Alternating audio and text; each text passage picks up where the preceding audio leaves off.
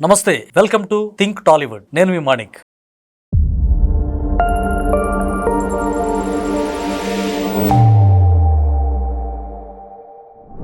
మహేష్ బాబు అంటే మనందరికి తెలుసు. ఆయన మంచి లవర్ బాయ్ అంటారు, కొంతమంది మిల్కీ బాయ్ అంటారు. సో ఆ మహేష్ బాబు గారు సరికొత్త వరల్డ్ రికార్డు సాధించారని చెప్పొచ్చు. ఎందుకంటే మా టీవీలో అతడు అనే సినిమా ఏకంగా 1500 సార్లు వేశారంట. సో ఇంతవరకు భారతదేశ చరిత్రలో ఒక హీరో సినిమాని ఒక ఛానల్లో అన్ని టైమ్స్ వేయడం వరల్డ్ రికార్డు సృష్టించింది. అసలు ఏంటి దీని వెనకాల మహేష్ బాబు గారు ఆ రికార్డు సృష్టించిన విధానాన్ని కంప్లీట్ గా మనతో విశ్లేషించడానికి సినీ క్రిటిక్ గరికపాటి రాజేష్ గారు ఉన్నారు. వారిని అడిగి ఈయన వరల్డ్ రికార్డు గురించి మరిన్ని విషయాలు మనం తెలుసుకునే ప్రయత్నం చేద్దాం. రాజేష్ గారు నమస్తే. సార్, మహేష్ బాబు గారు అతడు సినిమా మనందరికి తెలిసింది, కానీ ఆ సినిమా మా టీవీలో 1500 సార్లు టెలికాస్ట్ చేయడం, అదే రీతిలో వ్యూవర్స్ ని కూడా గెలుచుకోవడం వరల్డ్ రికార్డు సృష్టించినట్టుగా మనకు తెలుస్తా ఉంది. అసలేంటి సార్ దీని ప్రత్యేకత ఏంటి? దీన్ని మీరు ఎలా వర్ణిస్తారు? ప్రపంచంలోనే చాలా అరుదైన రికార్డ్ అండి. ఎందుకంటే ఇది మన ఇండియా కన్నా కూడా హాలీవుడ్ పెద్ద సంస్థ కదా హాలీవుడ్ అనేది. అంటే వాళ్ళు ప్రపంచవ్యాప్తంగా అన్ని భాషల్లోనూ అట్లాగనే ఇంగ్లీష్లో ప్రపంచవ్యాప్తంగా సినిమాని రిలీజ్ చేయగల పెద్ద సంస్థ హాలీవుడ్ అనేది. హాలీవుడ్ లో ఉన్న హీరోల వల్ల కూడా కాని రికార్డు ఒక టాలీవుడ్ హీరో చేశాడు. యాక్చువల్ గా మన ఇండియా అంటే బాలీవుడ్ పెద్దదంటారు, హిందీ పరిశ్రమ. కాకపోతే ఇప్పుడు పరిస్థితులు మారని టాలీవుడ్ డామినేట్ చేస్తుంది. అతడు సినిమా అండి. త్రివిక్రమ్ శ్రీనివాస్ దర్శకత్వం. ఇది తెలుగు సినీ ఇండస్ట్రీలో ఒక కల్ట్ క్లాసిక్ గా నిలిచిపోతుంది. 2005 ఆగస్టు 10 రిలీజ్ అయింది. సినిమా థియేటర్లో రిలీజ్ అయినప్పుడు ఫస్ట్ ఒక వారం రోజుల వరకు ప్రేక్షకులకి ఎక్కలేదు. అంటే డివైడ్ టాక్ వచ్చింది. తర్వాత కుటుంబాలతో సహా వచ్చారండి. ఫ్యామిలీ మూవీగా మారిపోయింది. అసలు పెరిగినాయి. ఆ రోజుల్లో 30 కోట్లు వసూలు చేసింది సినిమా. 2005లో 30 కోట్లు అంటే 2024లో దాదాపు 250 నుంచి 300 కోట్ల మధ్యలో వసూలు చేసినట్లుగా మనం చెప్పుకోవచ్చు. ఆ సినిమా అంత క్లాసిక్గా నిలిచిపోవడానికి కారణం త్రివిక్రమ్ డైరెక్షన్తో పాటు మహేష్ బాబు నటన. సినిమా రిలీజ్ అయ్యి థియేటర్లు అంతా అయిపోయిన తర్వాత శాటిలైట్ హక్కులు మా టీవీ వాళ్ళు కొన్నారు. ఫస్ట్లో వీళ్ళు 3 monthsకి ఒకసారి వేసేవాళ్ళు. తర్వాత అంతే 3 months, మళ్ళీ తర్వాత 4 నెలలు లేదంటే అట్లా వేసుకుంటూ వచ్చేవాళ్ళు. అయితే వ్యూవర్షిప్ బాగా వస్తుంది. తర్వాత ఏం చేస్తారంటే 3 నెలల నుంచి 2 నెలలకి, నెలకి, వారంలో 2 సార్లు వేసిన సందర్భాలు కూడా ఉన్నాయండి.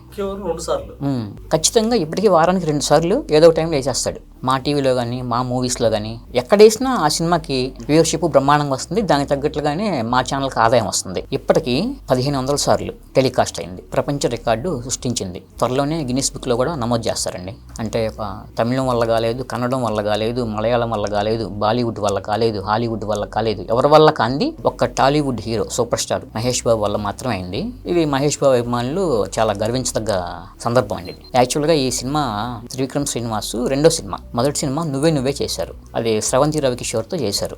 ఆ సినిమా అయిన తర్వాత రెండో సినిమాగా అనుకున్నారు. ఇది నువ్వే చేసే టైంలోనే మురళీమోహన్ త్రివిక్రమ్ టాలెంట్ని మామూలు గుర్తించి మా జైబేరి ఆర్ట్స్ పతాకం మీద కూడా ఒక సినిమా చేయండి అని ముందుగానే అడ్వాన్స్ ఇచ్చారు. అడ్వాన్స్ ఇస్తే దానికి ఆయన అడ్వాన్స్ తీసుకున్నారు, ఓకే అన్నారు. ఫస్ట్ పవన్ కళ్యాణ్తో సినిమా చేద్దామని చెప్పేసి కథ చేయడానికి వెళ్ళారు పవన్ కళ్యాణ్ దగ్గరికి. ఒక డైరెక్టర్ హీరో కథ చేయడానికి అంటే బౌండెడ్ స్క్రిప్ట్ అండి. మొత్తం ఫస్ట్ ఎంట్రీ సీన్ నుంచి చివరి క్లైమాక్స్ వరకు కూడా బౌండెడ్ స్క్రిప్ట్ రెడీ చేసుకుని కథ చెప్తారు. అట్లా చెప్తేనే హీరోలు యాక్సెప్ట్ చేస్తారు. దాదాపు దానికి 3 hours పడుతుంది. ఒక అరగంట అవగానే పవన్ కళ్యాణ్ నిద్రపోతున్నాడు. ఇంకా దాంతో త్రివిక్రమ్ శ్రీనివాస్కి అర్థమైంది పవన్ కళ్యాణ్కి కథ నచ్చలేదు అని చెప్పేసి. యాక్చువల్గా ఇప్పుడు పవన్ కళ్యాణ్ త్రివిక్రమ్ అంటే ప్రాణ స్నేహితులు. ఇప్పుడున్నంత బంధం అప్పుడు లేదు వాళ్ళ మధ్య.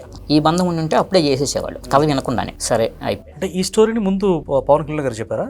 పవన్ కళ్యాణ్కి చెప్పారు. ఇదే స్టోరీ అతడు స్టోరీ చెప్తే తను నిద్రపోతున్నారు కదా, అరగంటకే నిద్రపోయారు. దాంతో ఇక వచ్చి మహేష్ బాబు చెప్పారు. మహేష్ బాబు చెప్తే బాగా నచ్చింది మహేష్ బాబుకి. వెంటనే వాళ్ళ సూపర్ స్టార్ కృష్ణ చెప్పారు. చెప్తే కృష్ణ గారికి కూడా బాగా నచ్చింది. ఆయన అన్నారు పద్మలక్ష్యుడు బ్యానర్ మీద చేద్దాం అన్నారు. అయితే త్రివిక్రమ్ ఒక మాట చెప్పారు, ఇలా కాదండి నేను మురళీమోహన్ గారు నాకు అడ్వాన్స్ ఇచ్చారు కాబట్టి ఆ మాట పోకుండా వాళ్ళ ప్రకారం చేస్తే బాగుంటుంది అంటే సరే చూద్దాంలే అట్లాగనే అని అన్నారు.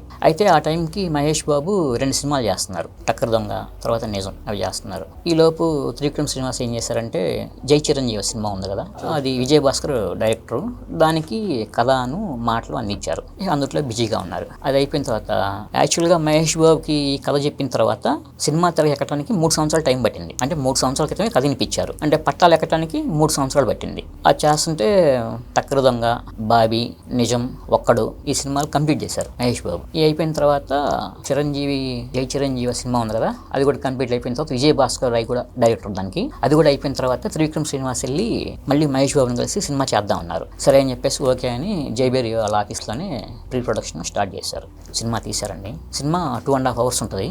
మొత్తం మీద సినిమా మొత్తం మీద మహేష్ బాబు మాట్లాడే మాటలు చిన్న చిన్న డైలాగులు అంతా కలిపిన 1/2 గంట కూడా ఉంటాయో ఉండవు. అంటే అప్పట్లో అదొక కొత్త ప్రయోగం. కేవలం తన యాక్షన్ ద్వారా మెస్మరైజ్ చేశారు. చిన్న చిన్న మాటలు ఫస్ట్లో అట్లా ప్రేక్షకులకు అర్థం కాలేదు, కానీ రాను అసలు దాన్ని చూస్తుంటే ఎన్నిసార్లు అన్నా సరే చూస్తానే ఉన్నారండి. టీవీలో ఎన్నిసార్లు రాని ఎక్కడన్నా రాని చూస్తానే ఉన్నారు. ఇప్పటికీ అంతే. అంటే 1500 సార్లు టెలికాస్ట్ అయిందంటే మామూలు విషయం ఉండేది మాటలు కాదు అసలు. అది ఎవరి వల్ల కాలేదు. అట్లాంటి అరుదైన రికార్డును మహేష్ బాబు సొంతం చేసుకున్నారు.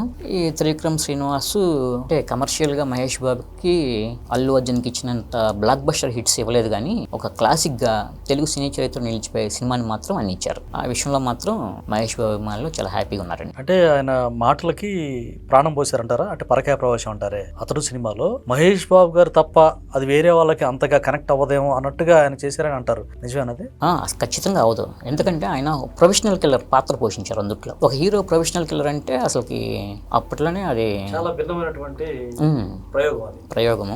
కానీ హీరోని ఎక్కడ కూడా అంటే సమాజానికి వ్యతిరేకుడిగా, అంటే ఇప్పుడు పుష్ప 2లో అల్లు అర్జున్ని ఎర్రచందనం స్మగ్లర్ చూపించినట్లుగా అట్లా చూయించలా. హీరో మంచితనాన్నే చూయించుకుంటూ వచ్చాడు డైరెక్టర్. కాకపోతే అతనికి బ్యాక్గ్రౌండ్గా ప్రొఫెషనల్ కిల్లర్ అని చెప్పేసి పెట్టారు. కానీ దానికి కుటుంబ నేపథ్యాలు కలిపేసి కుటుంబంలో ఉంటే ఆనందం ఉంటుందని చెప్పేసి చివరికి ఆ వృత్తిని కూడా మానుకునేటట్టు చేస్తాడు. అంటే అందులోనే అదే సినిమాలో ప్రకాష్ రాజ్ యాక్షన్ కూడా తక్కువ నిడివి ఉన్నప్పటికీ కూడా అద్భుతంగా చేశారని అంటారు. ముఖ్యంగా బ్రహ్మానందం కామెడీ కూడా బాగా పండింది అని చెప్పేసి అంటారు. దాని గురించి ఏమంటారు? బ్రహ్మానందం కామెడీ అద్భుతం అండి. యాక్చువల్గా అది మహేష్ బాబుకు తాతగా నాజర్. అయితే ఆ క్యారెక్టర్ని సోన్ బాబు చేత చేపిద్దామని మురళీమోహన్ అనుకున్నారు. సోన్ బాబు ఉన్నారు. బ్లాంక్ చెక్ పంపించారు, ఎంత రాసుకోండి మీరు మాత్రం చేయాలి అని. సోన్ బాబు మాత్రం ఒప్పుకోలేదండి. ఎందుకంటే ఈ విషయమనే కాదు, ఆయన ఒక నిర్ణయం తీసుకున్నాడు.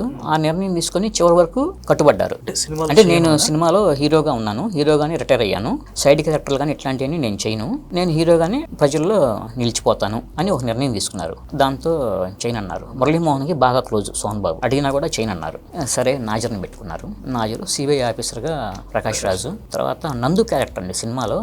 మహేష్ బాబు పాత్ర పేరు నందు. తర్వాత త్రిష హీరోయిన్. బ్రహ్మానందం, త్రిష, మహేష్ బాబు వీళ్ళ మధ్య వచ్చిన కామెడీ ఎక్సలెంట్ అండి. అద్భుతంగా కాదు, మామూలుగా కాదు అసలుకి. ఇదే సినిమాని తమిళంలోకి డబ్బింగ్ చేశారు, మలయాళంలోకి డబ్బింగ్ చేశారు. హీరో ఎవరండి? డబ్బింగ్ డైరెక్ట్ గా వీళ్ళే ఇదే సినిమాని డబ్బింగ్ చేశారు, రీమేక్ చేయాల. హిందీలో మాత్రం రీమేక్ చేశారు. బాబీ డియోల్ హీరో, బాబీ డియోల్ శ్రియా. అక్కడ హిందీలో ఎలా వచ్చింది మూవీ? హిందీలో బాగానే ఉందండి. బెంగాలీ భాషలోకి రీమేక్ చేశారు, అక్కడ కూడా బాగా ఆడింది. ఇట్లా దాంతోపాటు ఆ సంవత్సరం South India Filmfare award Trivikram శ్రీనివాస్కి ఉత్తమ దర్శకుడిగా వచ్చింది ఫిలింఫేర్ అవార్డు. మళ్ళీ అదే సినిమాకి 3 నంది అవార్డులు వచ్చినాయి. ఉత్తమ నటుడిగా మహేష్ బాబు అవార్డు కూడా అందుకున్నారు. బెస్ట్ విజువల్ గ్రాఫిక్స్ అని, తర్వాత ఉత్తమ నేపథ్య సంగీతం, ఇట్లా 3 అవార్డులు అందుకున్నారండి. ఒక కల్ట్ క్లాసిక్గా నిలిచి తెలుగు సినీ చరిత్రలో తనకంటూ ఒక పేజీని అతడు సినిమా లిఖించుకుంది. ధన్యవాదాలు రాజేష్ గారు.